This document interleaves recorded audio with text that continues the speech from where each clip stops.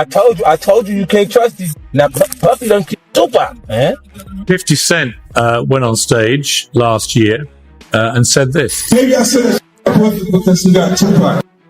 You know, and I know, that everyone believes that Diddy was involved in both these shootings and had a direct involvement in your brother's death. That is what the streets have said for 27 years. That's why 50 Cent said it. That's why Eminem has said similar stuff. Would you be comfortable saying that you believe Diddy had nothing to do with it? No, I wouldn't be comfortable saying that because I don't know. If you look at all the theories, the theory involving him is quite high on the list. Ron, any comments? Any comments on the trial so far? You got to see the opening statement. He's having his day. He's having his day. He's having his day. We trust the justice system. Thank you, sir. God is good. Netflix's newest docuseries delivers a sharp, forceful re-examination of Tupac Shakur's life and untimely death, cutting through decades of noise with focus and intent. Instead of pointing fingers, it dives headfirst into the pressure-filled era, the cultural fault lines, and the persistent public dialogue where figures like Sean Diddy Combs have frequently surfaced. By confronting unresolved questions and reframing the historical backdrop that keeps speculation alive, the series transforms familiar history into a gripping, high-impact narrative that brings new clarity and urgency to one of hip-hop's most enduring and debated stories. Know what the truth. Yeah, check this out. We don't talk about things that are nonsense. We don't even entertain nonsense, my brother. So we're not even going to go there, with all due respect, but I appreciate you as a journalist asking. Thank you. Because you listen, 7 years ago, I'd have been like, yo, did you hire somebody to kill Pac? But no, you do it like a journalist. Yeah. No, I mean, we wouldn't even get into nonsense like that. You know what I'm saying? It's nonsense. Which we never believed, by the way. In Time's Combs' The Reckoning asterisk, the filmmakers chart Sean Diddy Combs' ascent to hip-hop power with intensity and precision, spotlighting the career moves that forged his influence well before recent courtroom headlines entered the picture. The series also digs into his long, tense connection with Tupac Shakur, a relationship Tupac's cousin William Lassane recalls as steadily unraveling, while anchoring both artists in the high-stakes chaos of the East Coast-West Coast rivalry at its peak. Through first-hand voices, the film captures the pressure, ambition, and shifting loyalties orbiting two cultural giants, revealing how that divide ignited decades of speculation and debate. Without forcing conclusions, the docuseries revisits the unresolved moments leading up to Tupac's 1996 death in Las Vegas, making it clear why the questions remain powerful, relevant, and impossible to ignore. From the former president of Bad Boy, Kirk Burroughs, who alleged during this time, Diddy had him hiring a whole bunch of people and getting cars to drive to Las Vegas. And he is now very curious into why Diddy wanted to do this. And he said, in his opinion, he now believes that Diddy was behind William speaks with blunt intensity, portraying the friction between the two artists as fierce and deeply ingrained, shaped by clashing paths and rising influence.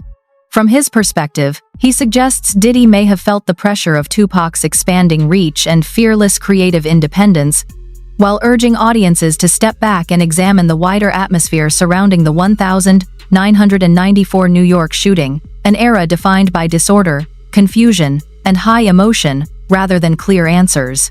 He questions how much clarity anyone truly had as events unfolded in real time. Echoing that sentiment, music veteran Gene Deal has also pointed to the relentless competitive strain between the two icons, noting how that rivalry likely added weight to an already unstable chapter in hip-hop history. Tupac blueprint and changed Biggs and Bad Boy in image. I get around, talked about how fly you was, how many girls you mess with, how many cars you drive, how much money you got, what you willing to do. He took his image. Pac was the first one on the scene wearing Versace shirts. He went and got the same Versace shirts Pac had. Which, all right, some dudes would do that. You would never catch me wearing something else, something that somebody else got. He was knocking down all the women that he thought Pac was knocking down. And what I mean is having sex with him. Why would you want to have sex with women you know for sure a dude that was once cool with you? Years after the headlines faded, the push for answers remains strong, led by Tupac's brother Mopreme, who maintains that the events surrounding the rapper's death demand far more scrutiny than they have received. He calls for a careful, wide-ranging review that considers the atmosphere of the time and the many people tied to that turbulent chapter, believing that only a thorough and disciplined approach can bring the story closer to real clarity and a fuller understanding of the truth. Saying that you want to see how serious the Vegas PD is going to take this case, because Keefe D is people that he name dropped that you want to see if they're going to investigate. Yeah, absolutely. That's why I'm curious to see how they plan to deal with the case, because he, in his own admissions, mentions other people. You know, are they going to say what happened to these people? Yes, Puffy being one of them.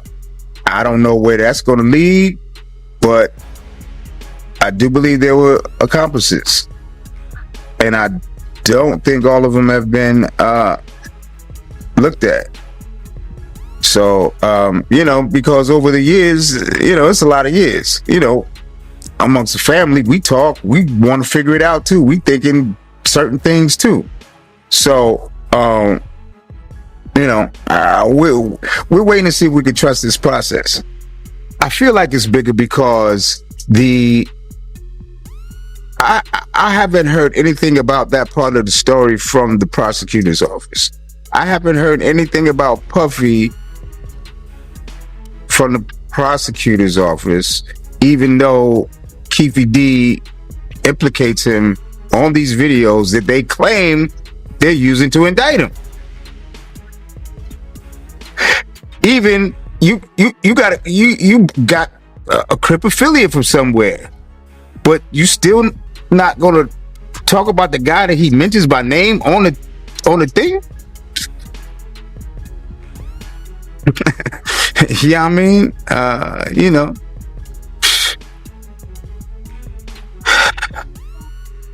it's exhausting. That you know, or you know, I'm waiting to see how far they go, because that's what everybody's talking about. That's what everybody's talking about. What about Puffy? You know, so it would be weird that the prosecutor's office wouldn't know and address it. That's why I don't know whether to trust this shit or not. He later revealed that in Tupac's final moments, his brother appeared to be struggling to communicate something meaningful, a moment that has never left him. That haunting memory continues to fuel his resolve to seek deeper clarity and understanding about what truly unfolded. Condition, because you got so many conflicting stories, right? You got some people that say that, you know, Tupac was moving in the hospital, he was, you know, talking in the hospital, but you being there, from your point of view, how was Tupac condition? By the time I got there, remember I was coming from LA, so by the time I got there, he had tubes in his throat, in his nose, in his mouth. So he ain't talk to me, not verbally.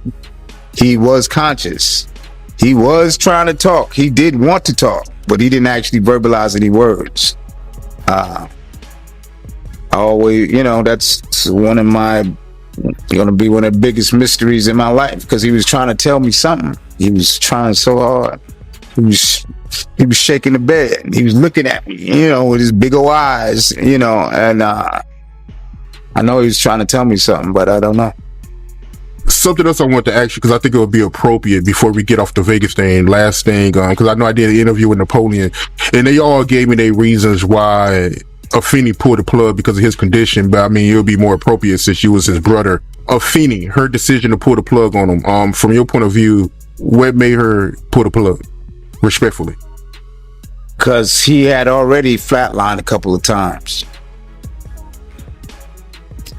and she didn't want him to keep going through that. I think it was like twice before she, you know, let him go. And that's reasonable. You know what I mean? When I was, when I found out, I could live with it more. Former Bad Boy executive Kirk Burroughs later reflected that the tension between Tupac and Diddy may have driven more chaos than he realized at the time, a view Williams shared while recalling how their relationship grew strained as Diddy pushed Biggie's rise and Tupac carved out his own path. What once held the potential for collaboration instead turned competitive, adding pressure to an already volatile era. That atmosphere framed Tupac's 1994 visit to Quad Studios, where he was unexpectedly attacked, an event that became one of hip-hop's most debated moments. Although Diddy and others were reportedly in the building, authorities never tied them to the incident, and Diddy has consistently denied any involvement. The series presents these perspectives to show how ambition, rivalry, and unresolved questions shaped one of the most scrutinized chapters in music history. Puffy knew Tupac was going to get robbed at Quad Studios? Well, I don't think I'm not going to say he knew exactly he was going to get robbed, but he knew he was going to get dealt with. Because he was up there with Andre Harrell, and he was with Jimmy Henchman. And even though I think Pac may have owed Jimmy some money, or he was being disrespectful with Jimmy, and Jimmy ain't the type of dude that you was going to be disrespectful for, because he had some real wolves, and Jimmy was about it himself. You know what I mean? So now, in that essence, Puff is up there in the office with him. They know they about to deal with Pac. You know what I'm saying? I don't know the extent that Jimmy told him what they was going to do to Pac, or he's going to get dealt with or whatever like that. But I know Puff had a whip the wolf. In 2011, Dexter Isaac came forward claiming involvement in the 1994 Quad Studios attack, saying he acted on orders from a music industry figure linked to the scene. While his account added another layer to the enduring mystery, it remains unverified, joining the long line of claims, memories, and speculation that have kept the case fiercely debated. The episode highlights just how tangled and contentious this chapter of hip-hop history continues to be. You know that he had another bracelet that was like a bicycle chain with charms on it, right? Just gonna say that, all right? He had the diamond chain on with the chain with diamonds in each length going through it, right? He had a big stone on the diamond ring and a smaller stone, one for 35,000 and the one for 20,000. All right, so even Stretch that did this shit, I took his bracelet too, and changed it and put his name, my man's name on it, and took off the name on it. So motherfuckers claiming that this. Even so hold on, homie. Claiming that he was Tupac's stepdaddy, wrote me and wanted me to have my people meet him and give him back the chain and shit, talking about some redemption shit. You know, them niggas ain't had it, man. So hold on, hey Dex. So that day that happened, November 30th, 1994, it wasn't just Tupac and Freddie Nichols. Stretch was with them too? Stretch was with them too, yeah. Stretch set the whole shit up. He was in cahoots. He was giving us play-by-play where they was at. On their way there, he was in communication with Jimmy and shit. You know, Jimmy promised them two big eggs and shit. Wow, so he sold Pac out for a quarter brick, basically. Yeah, basically. Yeah. And Killboy too. Wow. Jimmy Henchman, meanwhile, firmly denied any involvement, insisting he had no connection to the Quad Studios incident. His statement adds another layer to the conflicting accounts, highlighting just how much of this chapter in hip-hop history remains shrouded in uncertainty and debate. There was a big framed picture, photograph on one of your walls, and it had Tupac on it wearing a Henchman Entertainment t-shirt. Now, a few years ago, there was a guy named Dexter Isaac that came forward who claimed that you were connected to the Tupac shooting. Do you have anything to say about that? No, 100%. I've never ducked from answering any Tupac questions, which I could understand if I don't know how Quad Studio morphed into, like I was in Vegas and was part of the shooters that actually ended in his demise. And let me say, me and Tupac were friends. And me and him were friends. I I had nothing against Tupac. I liked him. He was younger than me. I'm sure that he looked up to me. There's many moments that me and Pac had that were very intimate, where he's talked to me about things that he was afraid of, or things that he loved to do, and all of those kind of things. Here it is, you have a prosecutor, and you have a guy who's in jail for life. When they pulled Dexter down to interview him in regards to what he knew about me and Tupac and so on and so forth, I have no doubt at this point that Dexter probably was the guy or one of the assailants on Tupac. But Dexter's story just doesn't make sense. Dexter tells a story that I wanted a ring for my fiance, and so I tell him to get the diamond ring from Tupac so I can give it to my fiance, and so on and so forth. He tells this magical story. The only person that can believe such a story is Todd Kaminsky, who was the prosecutor who was trying to make something out of nothing. To make it clear, man, when Puffy came to LA, you used to give him protection, right? From the Southside Crips, because he was scared of Suge Knight? It speaks for itself, my brother. He was playing chess, and I guess we was playing checkers, cuz. So he was really scared of Suge Knight like that, yo? That's what it looked. That's what it sounded like. Yeah. Yeah. Keith D recalled being gripped by fear as tensions escalated, noting that the feud between Tupac and his rivals intensified after times. Hit 'em up times dropped. He described the atmosphere as charged and volatile, with conversations reflecting the immense pressure and high stakes of the era. The documentary uses his memories to show just how competitive and combustible hip-hop had become, capturing the fear, rivalry, and unrest surrounding some of its biggest figures. Can you talk about that? Yeah, so there's, Keith D claims that there is this ongoing conversation. It happens on 3 different occasions. But most specifically when he and Puffy are at this place called Greenblatt's Deli on Sunset. And they're there. Things have spiraled out of control. Puffy's really concerned about, the welfare is his safety. And he tells Keefe D, man, I just need you to take care of this situation with Suge and Tupac. It's out of control. Tupac's on vinyl talking about killing all of our kids when they grow up. And, it's just become this really serious conflict. And he says, I just need you to take care of him. And Keefe D's like, that's no problem. That's what we do. And so an agreement was made, according to Keefe D, for an amount of money. And they kind of just let it go at that point in time.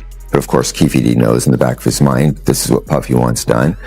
And they all end up out in Las Vegas. Suge's out there. Before you say that, there's a couple things I want to talk about. Sure. Vegas. So when you say that Keefe got offered an amount of money, according to him, was there a dollar amount? Yeah, so there was a dollar amount. But I think that, the nuances of this conversation are that, like, man, I'll give you $1 million, whatever it takes. It's like exaggerated speech. But of course, when we interview Keefe D, he's like, yeah, that's the agreement amount, was $1 million. So according to Keefe, he's claiming that Puffy offered him $1 million to kill Suge or Tupac? Both. Yeah, both their names came up. And according to Keefe D, he says, Tupac's put himself on the list by all the talking that he was doing. But it was really about Suge because it was Suge's muscle. Beyond the controversies with Tupac, Diddy has long been at the center of speculation and rumor around other high-profile hip-hop events, reflecting the relentless public scrutiny that has shadowed his career. The documentary explores how these stories, true or not, fueled the era's tension, competition, and intrigue, shaping the charged atmosphere of 1,990 Seconds hip-hop, that Diddy paid him $1 million to try to take out Tupac and Suge Knight. Investigators early on already zeroed in on Keefy D because he is the uncle of Orlando Anderson, who was the main suspect in Tupac's unaliving. During this time, they believe that Keefy D was also in Vegas, and this is things that we have heard him say over the years in his multiple interviews, and one reason why he's on trial for the unaliving of Tupac. But then investigators really started to get curious when they found out that Keefy D was at the Peterson Museum the night that Biggie was unalived. Back in 1997, at the height of this investigation, police actually raided Keefy D's house for gang activity, and they seized one of the vehicles that were at his house because it matched the Chevy Impala description of the person who drove away after Biggie was unalived. Keefy D was a shot caller for the Southside Crips and the uncle of Orlando Anderson. It was determined that Keefy D had been in Las Vegas along with his nephew Orlando the night Tupac was shot. Additionally, Keefy D's name had come up in the original Biggie investigation when it was discovered that he was at the party at the Peterson and he had access to a Chevy Impala. After Tupac was shot, there was rumors on the street that Bad Boy Records owed the Southside Crips $1 million. After seizing Keefy D's vehicle and raiding his house for gang activity, this is when investigators would first try to question Keefy D if he had any involvement in Biggie's unaliving. And at this point in time, he really didn't talk, and he told them that they were barking. Kirk Burroughs recalled the unusual circumstances on the night Tupac was shot, including the group's separate travel plans to the Mike Tyson fight, which added another layer to an already chaotic evening. The series also highlights Keef D's memories of what followed, while noting that Diddy has always denied involvement and was never considered a suspect by Las Vegas authorities. Beyond that night, the documentary examines the deep tensions and rivalries that defined Tupac and Diddy's relationship, capturing the mix of ambition, conflict, and scrutiny that kept the hip-hop world on edge and continues to spark debate decades later. A similar story to what I heard from somebody that I know is not, I know she's not lying because she had no reason to lie. First, she told me she saw somebody doing something to him, and she walked in and she thought, he didn't, he never said nothing. He didn't even acknowledge her. So she's thinking she's under the radar. Next thing, she's hanging out in Miami. And, she comes back and says she don't know what happened and she woke up, and so, What did she say she saw?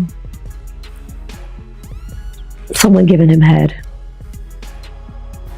That's as far as I'll go, and then you could do the math. Were they famous? Did she say they were famous? Oh, no, they wasn't famous. They was an assistant working with her. Yeah. So. An assistant. I want to guess, but I'm not. She didn't tell me who no, it's not somebody that you would know. It was somebody that, she came there, she worked doing photography and some type of media work where they shot ads and things like that. They were there to work, and she walked in the wrong bathroom and caught the wrong thing. Oh, wow. So, she got drugged. It probably was some videotapes made to tell her to shut the hell up and don't repeat what she saw. But Tupac's death is only part of the story. The documentary also explores Diddy's relationship with Biggie, questioning how straightforward or genuine it really was. Friends and insiders suggest the reality was far more complicated than it appeared publicly, revealing a tangled mix of loyalty, ambition, and tension that defined one of hip-hop's most notorious partnerships.